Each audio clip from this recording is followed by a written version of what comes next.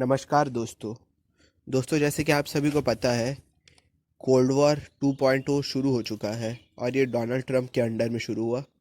और इस cold war में इंडिया का सबसे ज़्यादा इम्पोर्टेंस है, क्योंकि इस कोल्ड वॉर में यूएस के खिलाफ जो देश है वो इंडिया का नेबर है और वो देश चाइना है। तो आज हम लोग जानेंगे कि यूएसए इंडिया को अपना स्ट्रेटेजिक अलाई क्यों मानता है और क्या क्या एग्रीमेंट्स यूएसए और इंडिया ने साइन किए, जो ना सिर्फ इंडिया को एक स्ट्रेटेजिक अलाई बल्कि एक डिफेंस रिलेटेड अलाई भी बनाता है। और ये लॉन्ग टर्म पॉलिसी में हमेशा यूएसए को इंडिया को ले के चलना होगा। इन सब के बारे में आज हम लोग डिस्कस करेंगे। तो सबसे पहले कौन कौन से एग्रीमेंट्स के ऊपर आज हम लोग बात करेंगे, सबसे पहले मैं वो कह दूं। सबसे पहले है GSOMIA, उसके बाद हम लोग बात करेंगे EUMA, उसके बाद बात करेंगे लेमोआ, फिर सिस्मोआ, कॉमकासा, बेका और आखिर में ISA। तो सबसे पहले हम लोग GSOMIA से शुरू करते हैं। GSOMIA 2002 में साइन किया गया था। तब भारत के प्रधानमंत्री अटल बिहारी वाजपेयी थे और यूएसए के प्रेसिडेंट जॉर्ज डब्ल्यू बुश थे। GSOMIA का फुल फॉर्म है general security of military information agreement. इसमें अग्रीमेंट में कहा गया है कि दो देश अपने इंफॉर्मेशन को एक दूसरे के साथ शेयर करेंगे और इसमें कोई भी इंफॉर्मेशन कॉम्प्रोमाइज़ नहीं होगा। GSOMIA में ये प्रावधान है कि यूएसए के प्राइवेट कंपनीज जैसे लॉकहेड मार्टिन और बोइंग अपने मैन्युफैक्चरिंग रिलेटेड सीक्रेट्स को इंडिया गवर्नमेंट के साथ शेयर कर सकते हैं। और इंडियन गवर्नमेंट के अंडर में जो कंपनीज है जैसे बेल और HAL हेल, वो सबको ये अपने मैन्युफैक्चरिंग रिलेटेड सीक्रेट्स बता सकते हैं। और बाद में 2019 में इसी का एक नया एनेक्चर ऐड किया गया जो है इंडस्ट्रियल सिक्योरिटी एनेक्चर। ये बेसिकली इसमें ये बोला गया है कि GSOMIA में पहले अमेरिका के जो प्राइवेट कंपनीज थे वो गवर्नमेंट को और गवर्नमेंट कंपनीज को अपने मैन्युफैक्चरिंग रिलेटेड सीक्रेट्स बता सकते थे, पर ISA के अंडर वो इंडियन प्राइवेट कंपनीज को भी ये सीक्रेट्स बता सकते हैं। जैसे रिलायंस हो गया है जो अभी डिफेंस रिलेटेड सेक्टर में नया है इंडिया में। तो इंडस्ट्रियल सिक्योरिटी एनेक्सर 2019 में साइन किया गया था। इसके बाद हम लोग बात करेंगे EUMA के ऊपर। EUMA इसका फुल फॉर्म है एंड यूज़ मॉनिटरिंग एग्रीमेंट। ये 2009 में साइन किया गया था। तब US के प्रेसिडेंट थे बराक ओबामा और इंडिया के प्रधानमंत्री थे मनमोहन सिंह।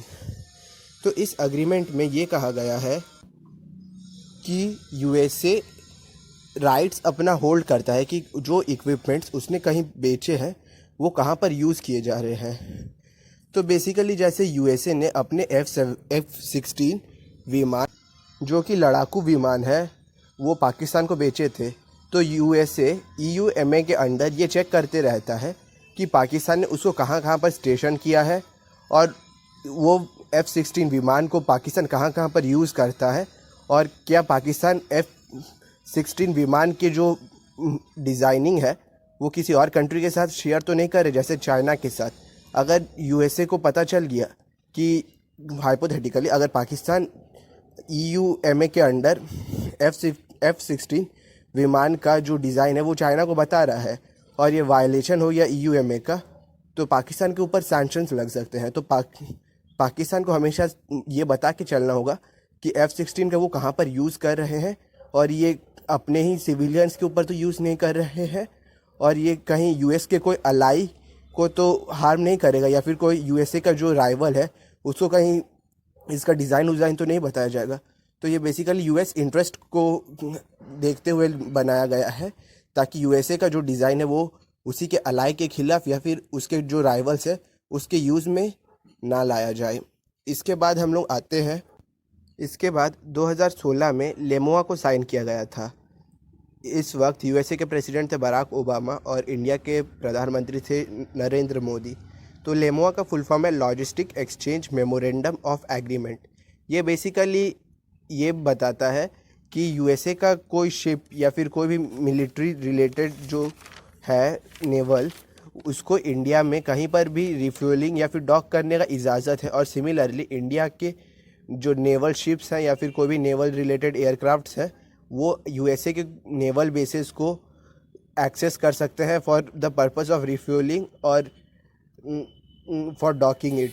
तो इससे दोनों कंट्री एक दूसरे की जगह पर अपने अपने डिफेंस रिलेटेड चीज़ों को मतलब रख सकते हैं। जैसे कि यूएस एयरक्राफ्ट को इंडिया में अंडमान में लगाया जा सकता है, और सिमिलरली इंडिया का कोई शिप या फिर आईएनएस विक्रमादित्य को यूएसए के डियागो आइलैंड में रख डॉक किया जा सकता है। तो इस लेमोआ को साइन करने के पीछे बेसिकली ये था कि इसमें टाइम कम लगे और पेपर वर्क भी कम हो, जैसे कि जल्दी जल्दी हो जाए, रिफ्यूलिंग जल्दी हो जाए और उतना कुछ ज़्यादा परमिट्स और परमिशन का ज़रूरत ना पड़े।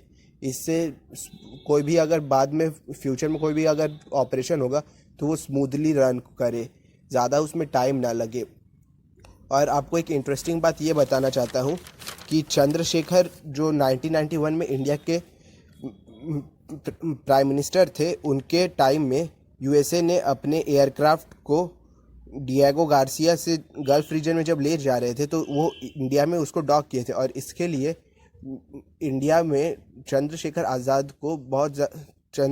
को बहुत ज़्यादा क्रिटिसिज्म भी झेलना पड़ा कि वो यूएसए के तरफ अलाइंग हो जा रहे हैं और वो नॉन अलाइनमेंट का सपोर्ट नहीं करते हैं। तो आप सोचिए 1991 में जब यूएसए का कोई शिप इंडिया में डॉक किया करता था, तब कितना ज़्यादा मतलब क्रिटिसिज्म या फिर कितना ज़्यादा सॉवरेनिटी या फिर इंटेग्रिटी के बारे में मतलब बोला जाता था कि आप लोग एक कंट्री के तरफ है। और उसी के जस्ट 2 डिकेड्स आफ्टर यहाँ पर यूएसए और इंडिया ने एक अग्रीमेंट ही साइन कर लिया जहाँ पर ये दोनों एक दूसरे के नेवल बेसिस को यूज़ कर सकते हैं फ्रीली। और इसके बाद हम लोग आते हैं कॉमकासा के ऊपर। कॉमकासा 2018 में साइन किया गया था और इस वक्त यूएसए के प्रेसिडेंट थे डोनाल्ड ट्रंप और नरेंद्र मोदी इंडिया के प्रधानमंत्री थे। तो कॉमकासा सिस्मोआ का ही एक इंडियन वर्जन है। सिस्मोआ ये यूएसए दूसरे कंट्रीज़ के साथ साइन करता है और सिस्मो का फुल फॉर्म है communication and information on security memorandum of agreement. और इसमें बेसिकली यूएसए अपने गवर्नमेंट जो यूज़ करते हैं उनके सॉफ्टवेयर, उसको यूएसए के मिलिट्री भी यूज़ करते हैं। तो उसको इंडिया में जो भी एक्सपोर्ट या फिर जो भी डिफेंस रिलेटेड हम लोग बाय करते हैं वो लोग भी उसका यूज़ कर सकते हैं। कॉमकासा बेसिकली दूसरे कंट्रीज़ के लिए था और इंडिया ने जो साइन किया वो कॉमकासा था और सिस्मोआ दूसरे कंट्रीज़ के लिए था। कॉमकासा के अंडर में जैसे आप सोचिए इंडिया ने एक अपाचे हेलीकॉप्टर यूएसए से ख़रीदा और एक पोसाइडन सबमरीन हंटर भी यूएसए से ख़रीदा। तो इन दोनों के बीच में एक स्मूथ कम्युनिकेशन हो, इसलिए यूएसए अपना ही सॉफ्टवेयर देगा। पहले क्या होता था कि इंडिया यूएसए के ही कोई प्राइवेट फर्म से ये सॉफ्टवेयर बाय करते थे, तो उसका हैकिंग या फिर उसका जो इनक्रिप्टेड डेटा होता था उसको कोई और ले सकता था हैकर। तो लेकिन बाद में जैसे हमने कॉमकासा को साइन किया तो हम लोग को वही वाला सॉफ्टवेयर मिला जिससे यूएसए खुद बात करता है और ये बहुत ज़्यादा इनक्रिप्टेड है। बट कॉमकासा का एक साइड इफ़ेक्ट ये भी है, या फिर आप बोलिए इसका एक डिसएडवांटेज ये भी है कि कॉमकासा में इंडियन अगर कोई बात कर रहे हैं तो उसको यूएसए भी सुन सकता है। बट यूएसए ने ये अश्योरेंस दिया है कि नहीं, हम लोग आपका बात नहीं सुनेंगे और आपके अंदरूनी मामलों में हम लोग हस्तक्षेप नहीं करेंगे। बट ये सबको पता है कि ये सॉफ्टवेयर यूएसए से बन के आ रहा है और यूएसए का अगर मन होगा तो वो ये इन्फॉर्मेशन इंडिया से लेकर अगर कभी किसी को बेचने का हो तो वो बेच भी सकते हैं। तो वही इसके ऊपर इंडियन आर्मी और नेवी भी रिपोर्ट किए थे, मतलब ये ऑफिशियली नहीं, ये एक प्रिंट का रिपोर्ट के अनुसार वो लोग भी इसके ऊपर बहुत ज़्यादा चिंतित थे। ये सब मतलब स्पेकुलेशन वाइज है, ये आर्मी ने ओपनली इसको नहीं एडमिट किया है, बट प्रिंट एक जो न्यूज़ पोर्टल है उसने ये बात बताई है कि कॉमकासा से आर्मी और नेवी के कुछ ऑफिसर से वो इससे चिंतित हैं कि इंडिया का जो डेटा है वो यूएसए एक्सेस कर सकता है। इसके बाद 2020 में इंडिया ने साइन किया बेका, जिसका फुल फॉर्म है basic exchange and cooperation agreement. इसमें बेसिकली हम लोग को रियल टाइम डेटा मिलता है अमेरिकन सैटेलाइट्स के द्वारा, और सिमिलरली अमेरिकन सैटेलाइट्स भी इंडियन सैटेलाइट्स का यूज़ कर सकते हैं। बट बेसिकली इसमें इंडिया को एडवांटेजेस पोजीशन इसलिए है क्योंकि दुनिया में सबसे ज़्यादा सैटेलाइट्स अमेरिका के पास है। दुनिया में टोटल 2018 के अनुसार 300 मिलिट्री सैटेलाइट्स है, और इसमें 50% से भी ज़्यादा यूएसए का है। तो इससे ऑब्वियसली इंडिया को ज़्यादा हेल्प मिलेगा बेका से।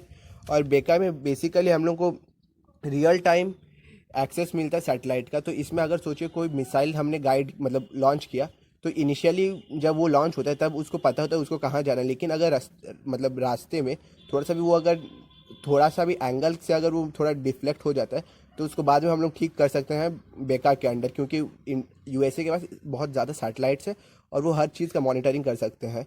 और सिमिलरली अगर इंडिया के बॉर्डर्स में कोई भी मिलिट्री इंगेजमेंट होता है तो उसका भी यूएसए को पता चल जाएगा और वो इंडिया को बता सकता है बेका के अंडर। इसीलिए बेका का इंडिया को ज़्यादा एडवांटेज है एज़ कम्पेयर टू यूएसए। बेका को 58 कंट्रीज़ ने साइन कर लिया है। और बेका इंडिया के लिए इस तरह से भी यूज़फुल है क्योंकि इंडिया बहुत सारे मिलिट्री इक्विपमेंट्स और हार्डवेयर यूएसए से परचेज़ करते हैं, जैसे कि हॉविट्ज़र, फिर C-13 Hercules, C-17 globe master, Chinook, Apache, ये सारे जो कुछ भी मिलिट्री के रिलेटेड चीज़ें इंडिया परचेज़ करता है उसका बेनिफिट इंडिया को तभी मिलेगा जब हम लोगों को सैटेलाइट के द्वारा मतलब उसका पूरा इन्फॉर्मेशन पता चले और कॉमकासा के द्वारा वो लोग एक दूसरे से स्मूथली अलाइंड हो जाए। बट कॉमकासा का एक ये भी डिसएडवांटेज है कि इंडिया मतलब बहुत ज़्यादा रशिया से भी परचेज़ करता है। जैसे कि आप सभी को पता होगा S-400 जो हम लोग रशिया से ला रहे, तो क्या वो कॉमकासा के अंडर में अलाइन हो पाएगा कि नहीं, इसके बारे में अभी कुछ कहा नहीं जा सकता है कि वो भी उतना अच्छा से मतलब वर्क करेगा अंडर कॉमकासा और नॉट। और इससे रशिया भी थोड़ा चिंतित है कि उसके जो मिलिट्री का इक्विपमेंट है उसको यूएसए के कॉमकासा के साथ हम लोग यूज़ करेंगे। तो ये नया सिचुएशन बन रहा है, इंडिया को अपने मतलब डिफेंस इंपोर्ट में भी अब थोड़ा सोच के करना पड़ेगा कि वो किस कंट्री से क्या परचेज़ कर सकता है। तो इसी के साथ ये वीडियो को मैं एंड करता हूँ।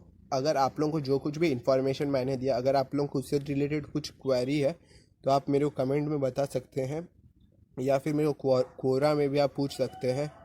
तो अभी के लिए बस इतना ही।